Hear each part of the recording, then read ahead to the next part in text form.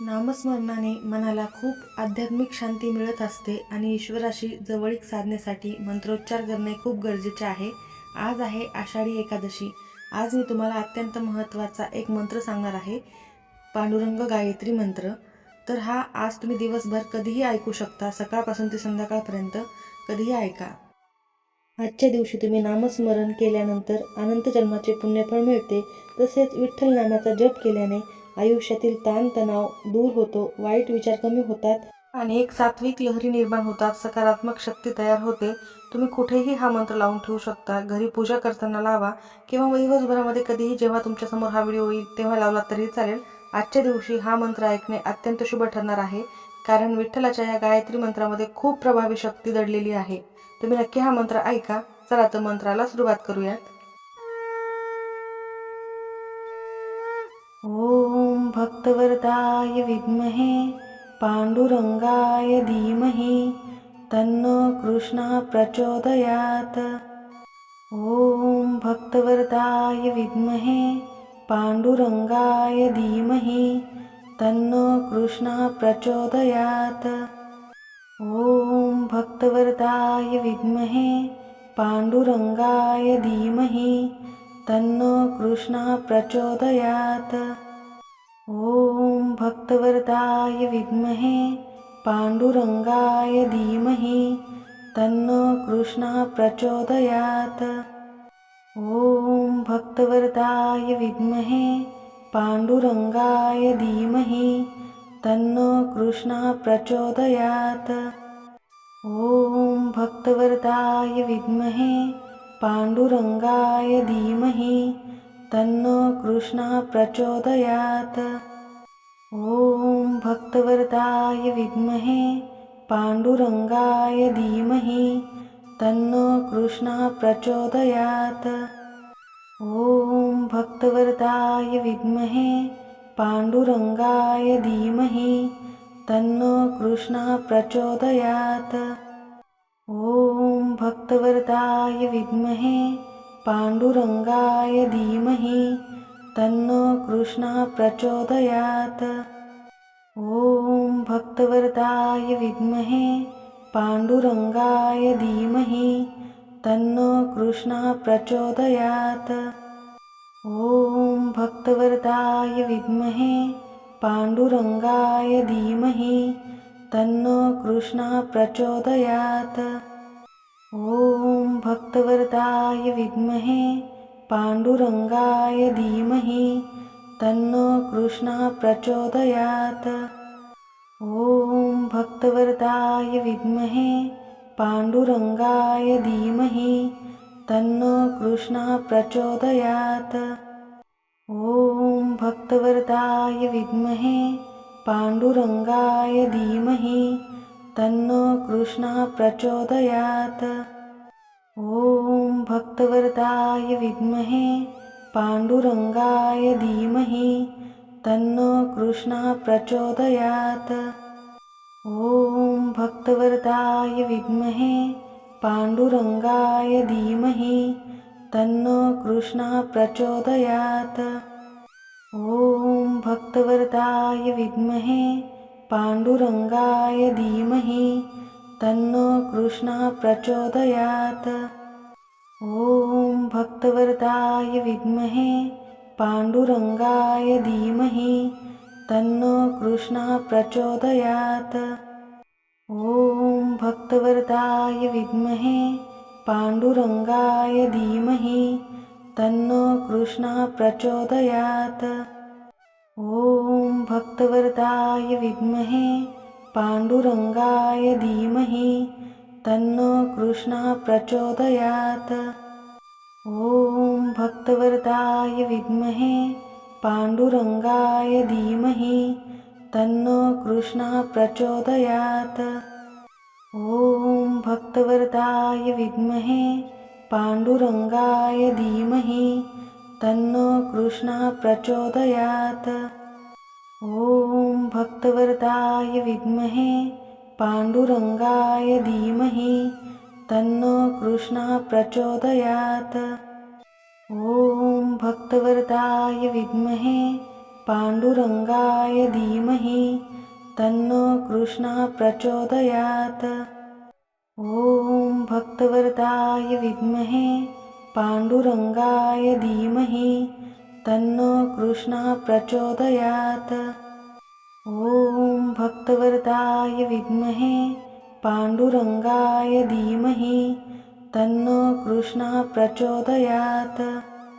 ॐ भक्तवरदाय विद्महे पांडुरंगाय धीमहि तन्नो कृष्णः प्रचोदयात्।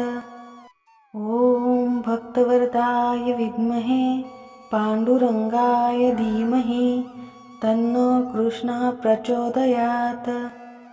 ॐ भक्तवरदाय विद्महे पांडुरंगाय धीमहि तन्नो कृष्णः प्रचोदयात्।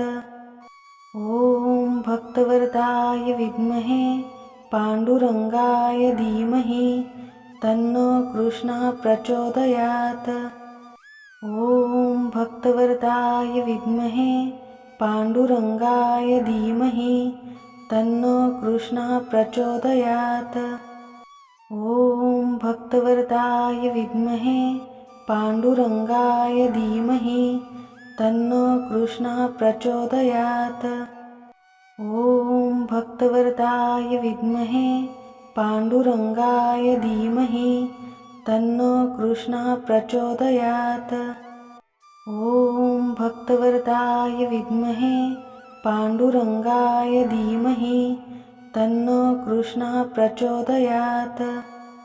ॐ भक्तवरदाय विद्महे पांडुरंगाय धीमहि तन्नो कृष्णः प्रचोदयात्।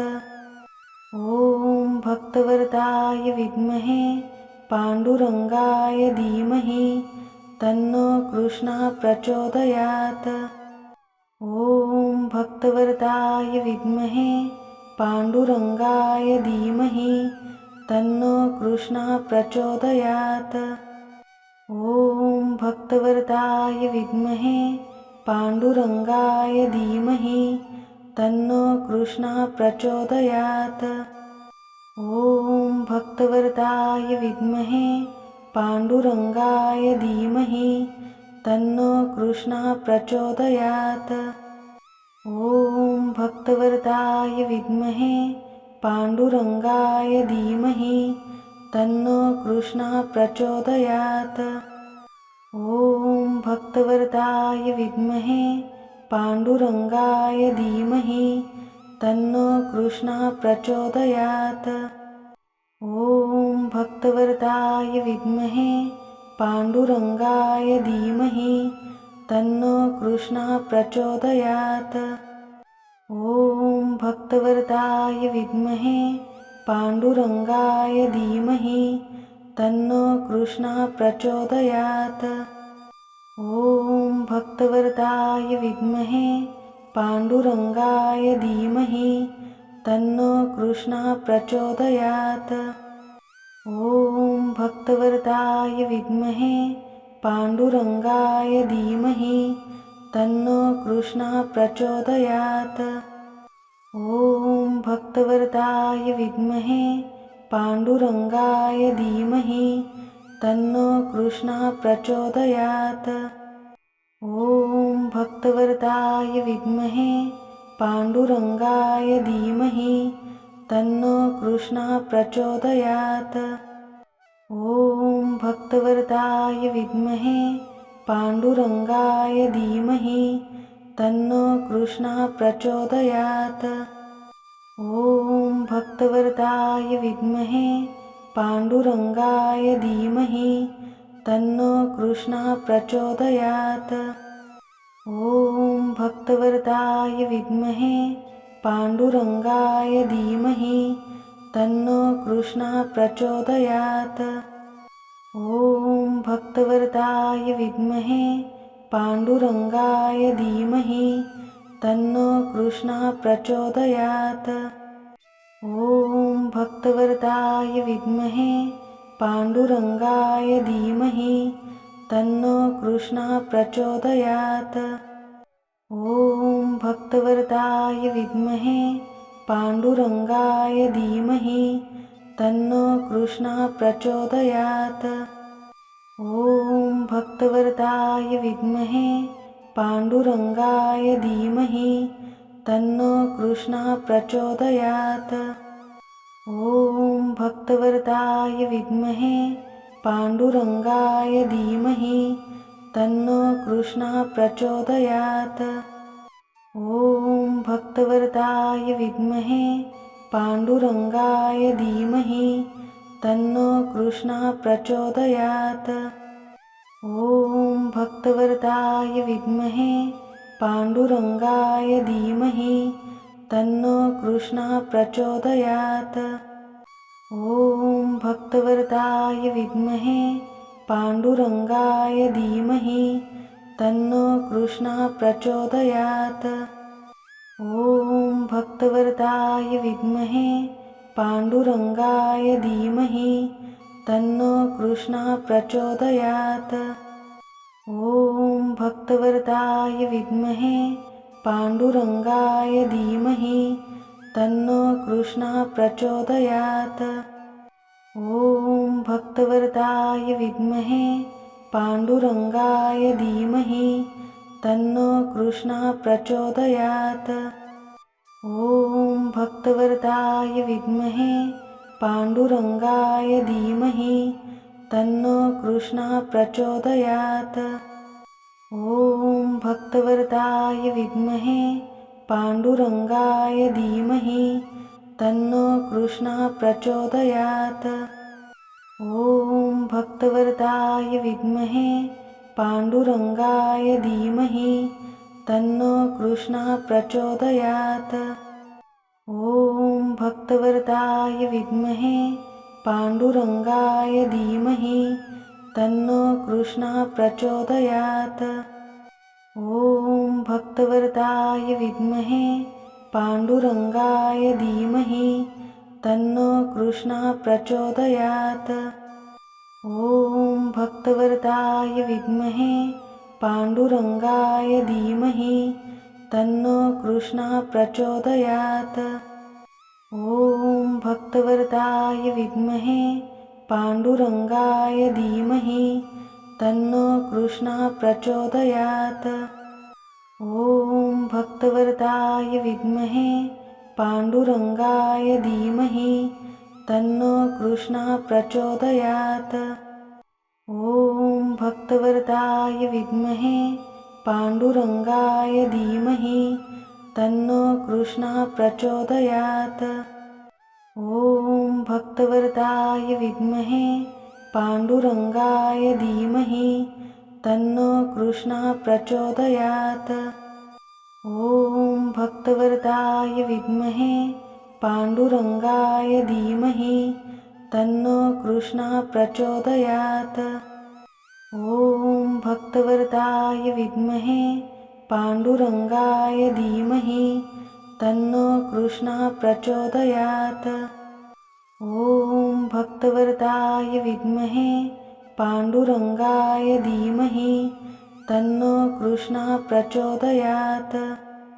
ॐ भक्तवरदाय विद्महे पांडुरंगाय धीमहि तन्नो कृष्णः प्रचोदयात्। ॐ भक्तवरदाय विद्महे पांडुरंगाय धीमहि तन्नो कृष्णः प्रचोदयात्। ॐ भक्तवरदाय विद्महे पांडुरंगाय धीमहि तन्नो कृष्णः प्रचोदयात्। ॐ भक्तवरदाय विद्महे पांडुरंगाय धीमहि तन्नो कृष्णः प्रचोदयात्। ॐ भक्तवरदाय विद्महे पांडुरंगाय धीमहि तन्नो कृष्णः प्रचोदयात्। ॐ भक्तवरदाय विद्महे पांडुरंगाय धीमहि तन्नो कृष्णः प्रचोदयात्। ॐ भक्तवरदाय विद्महे पांडुरंगाय धीमहि तन्नो कृष्णः प्रचोदयात्। ॐ भक्तवरदाय विद्महे पांडुरंगाय धीमहि तन्नो कृष्णः प्रचोदयात्। ॐ भक्तवरदाय विद्महे पांडुरंगाय धीमहि तन्नो कृष्णः प्रचोदयात्। ॐ भक्तवरदाय विद्महे पांडुरंगाय धीमहि तन्नो कृष्णः प्रचोदयात्। ॐ भक्तवरदाय विद्महे पांडुरंगाय धीमहि तन्नो कृष्णः प्रचोदयात्। ॐ भक्तवरदाय विद्महे पांडुरंगाय धीमहि तन्नो कृष्णः प्रचोदयात्। ॐ भक्तवरदाय विद्महे पांडुरंगाय धीमहि तन्नो कृष्णः प्रचोदयात्। ॐ भक्तवरदाय विद्महे पांडुरंगाय धीमहि तन्नो कृष्णः प्रचोदयात्। ॐ भक्तवरदाय विद्महे पांडुरंगाय धीमहि तन्नो कृष्णः प्रचोदयात्। ॐ भक्तवरदाय विद्महे पांडुरंगाय धीमहि तन्नो कृष्णः प्रचोदयात्। ॐ भक्तवरदाय विद्महे पांडुरंगाय धीमहि तन्नो कृष्णः प्रचोदयात्। ॐ भक्तवरदाय विद्महे पांडुरंगाय धीमहि तन्नो कृष्णः प्रचोदयात्। ॐ भक्तवरदाय विद्महे पांडुरंगाय धीमहि तन्नो कृष्णः प्रचोदयात्। ॐ भक्तवरदाय विद्महे पांडुरंगाय धीमहि तन्नो कृष्णः प्रचोदयात्। ॐ भक्तवरदाय विद्महे पांडुरंगाय धीमहि तन्नो कृष्णः प्रचोदयात्।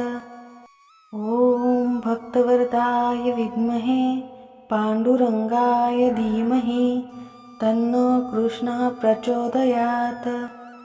ॐ भक्तवरदाय विद्महे पांडुरंगाय धीमहि तन्नो कृष्णः प्रचोदयात्। ॐ भक्तवरदाय विद्महे पांडुरंगाय धीमहि तन्नो कृष्णः प्रचोदयात्। ॐ भक्तवरदाय विद्महे पांडुरंगाय धीमहि तन्नो कृष्णः प्रचोदयात्। ॐ भक्तवरदाय विद्महे पांडुरंगाय धीमहि तन्नो कृष्णः प्रचोदयात्। ॐ भक्तवरदाय विद्महे पांडुरंगाय धीमहि तन्नो कृष्णः प्रचोदयात्। ॐ भक्तवरदाय विद्महे पांडुरंगाय धीमहि तन्नो कृष्णः प्रचोदयात्। ॐ भक्तवरदाय विद्महे पांडुरंगाय धीमहि तन्नो कृष्णः प्रचोदयात्। ॐ भक्तवरदाय विद्महे पांडुरंगाय धीमहि तन्नो कृष्णः प्रचोदयात्। ॐ भक्तवरदाय विद्महे पांडुरंगाय धीमहि तन्नो कृष्णः प्रचोदयात्। ॐ भक्तवरदाय विद्महे पांडुरंगाय धीमहि तन्नो कृष्णः प्रचोदयात्। ॐ भक्तवरदाय विद्महे पांडुरंगाय धीमहि तन्नो कृष्णः प्रचोदयात्। ॐ भक्तवरदाय विद्महे पांडुरंगाय धीमहि तन्नो कृष्णः प्रचोदयात्। ॐ भक्तवरदाय विद्महे पांडुरंगाय धीमहि तन्नो कृष्णः प्रचोदयात्। ॐ भक्तवरदाय विद्महे पांडुरंगाय धीमहि तन्नो कृष्णः प्रचोदयात्। ॐ भक्तवरदाय विद्महे पांडुरंगाय धीमहि तन्नो कृष्णः प्रचोदयात्। ॐ भक्तवरदाय विद्महे पांडुरंगाय धीमहि तन्नो कृष्णः प्रचोदयात्। ॐ भक्तवरदाय विद्महे पांडुरंगाय धीमहि तन्नो कृष्णः प्रचोदयात्। ॐ भक्तवरदाय विद्महे पांडुरंगाय धीमहि तन्नो कृष्णः प्रचोदयात्। ॐ भक्तवरदाय विद्महे पांडुरंगाय धीमहि तन्नो कृष्णः प्रचोदयात्। ॐ भक्तवरदाय विद्महे पांडुरंगाय धीमहि तन्नो कृष्णः प्रचोदयात्। ॐ भक्तवरदाय विद्महे पांडुरंगाय धीमहि तन्नो कृष्णः प्रचोदयात्। ॐ भक्तवरदाय विद्महे पांडुरंगाय धीमहि तन्नो कृष्णः प्रचोदयात्। ॐ भक्तवरदाय विद्महे पांडुरंगाय धीमहि तन्नो कृष्णः प्रचोदयात्। ॐ भक्तवरदाय विद्महे पांडुरंगाय धीमहि तन्नो कृष्णः प्रचोदयात्। ॐ भक्तवरदाय विद्महे पांडुरंगाय धीमहि तन्नो कृष्णः प्रचोदयात्। ॐ भक्तवरदाय विद्महे पांडुरंगाय धीमहि तन्नो कृष्णः प्रचोदयात्। ॐ भक्तवरदाय विद्महे पांडुरंगाय धीमहि तन्नो कृष्णः प्रचोदयात्। ॐ भक्तवरदाय विद्महे पांडुरंगाय धीमहि तन्नो कृष्णः प्रचोदयात्। ॐ भक्तवरदाय विद्महे पांडुरंगाय धीमहि तन्नो कृष्णः प्रचोदयात्।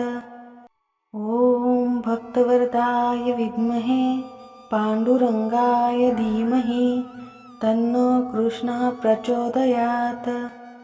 ॐ भक्तवरदाय विद्महे पांडुरंगाय धीमहि तन्नो कृष्णः प्रचोदयात्।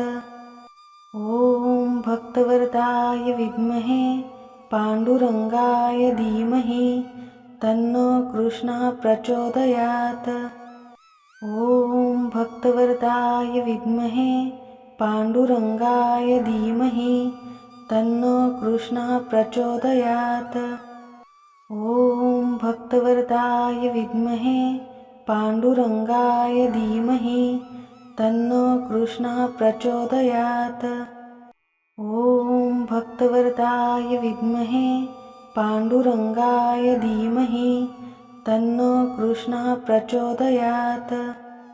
ॐ भक्तवरदाय विद्महे पांडुरंगाय धीमहि तन्नो कृष्णः प्रचोदयात्।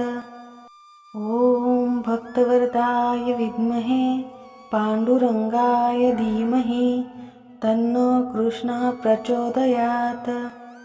ॐ भक्तवरदाय विद्महे पांडुरंगाय धीमहि तन्नो कृष्णः प्रचोदयात्। ॐ भक्तवरदाय विद्महे पांडुरंगाय धीमहि तन्नो कृष्णः प्रचोदयात्। ॐ भक्तवरदाय विद्महे पांडुरंगाय धीमहि तन्नो कृष्णः प्रचोदयात्।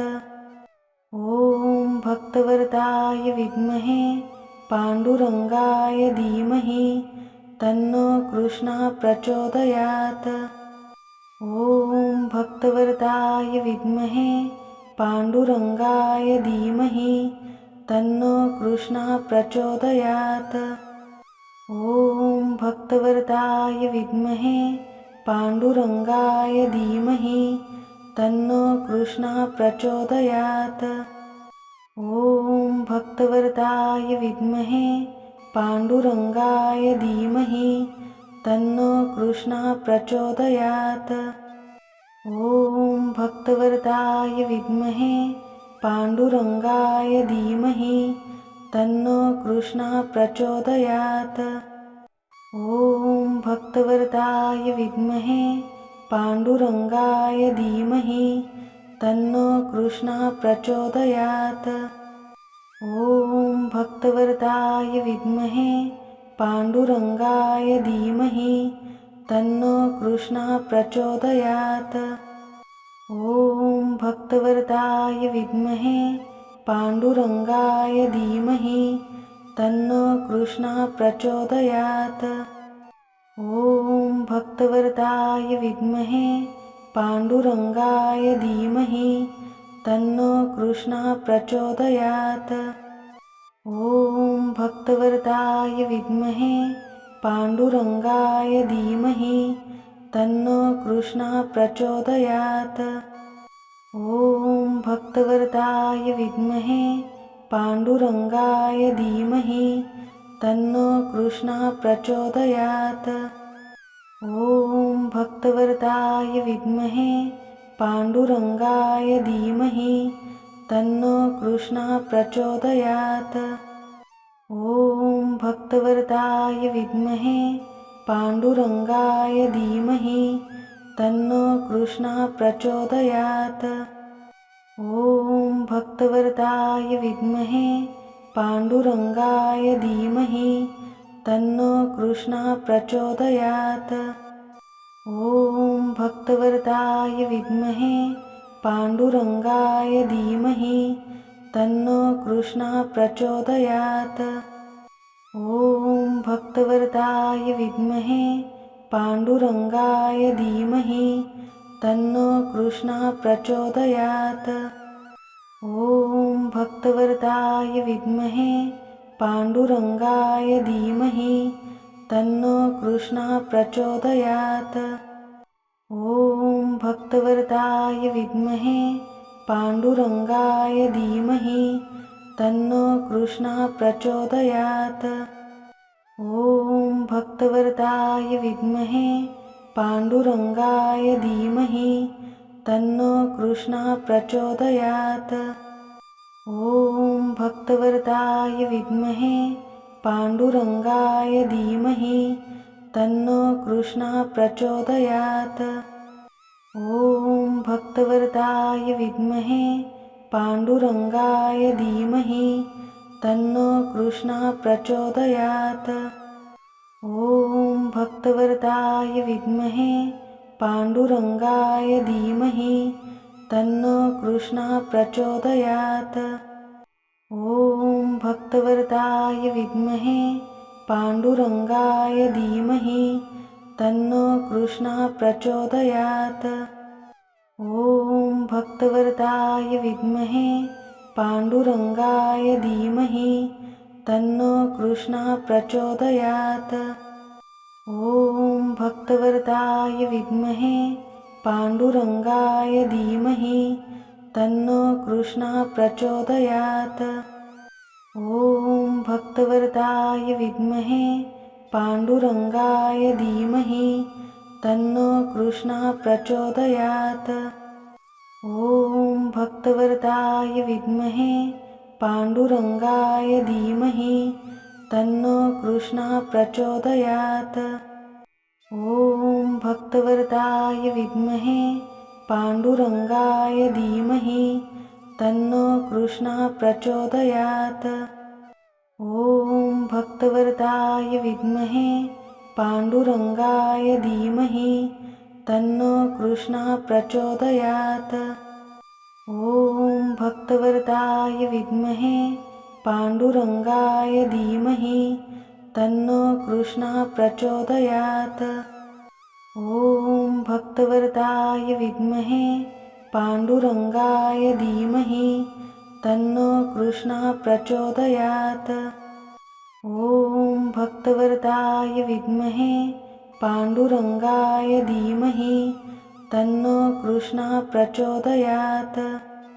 ॐ भक्तवरदाय विद्महे पांडुरंगाय धीमहि तन्नो कृष्णः प्रचोदयात्।